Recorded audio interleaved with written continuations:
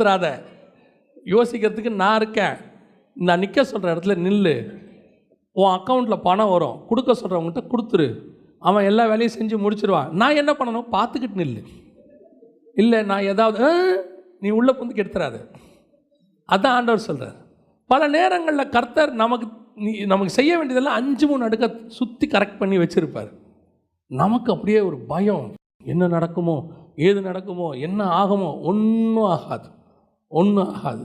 உன்னோட எதிர்காலம் அத்தனையும் கர்த்தர் கரத்தில் வரையப்பட்டிருக்கு. நம்ம கையில் வரையல.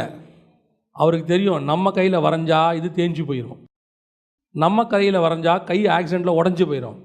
அவர் அதனால தான் எங்கே வரைஞ்சி வச்சுருக்கிறாரு? அவர் கையில் வச்சுருக்கிறாரு. அது ஒரு நாளும் தேயாது, ஒரு நாளும் ஒடியாது. அது பத்திரமாய் கர்த்தர் வரைஞ்சி வச்சுருக்கிறாரு. காட் உன்னை எதுக்கு வச்சுருக்கிறாரு? இந்த விசிபிள் வேர்ல்டில் அவர் நியமித்தவைகளை பார்ப்பதுக்கு வச்சுருக்கிறார். நீங்கள் வேறு எதையும் பார்க்க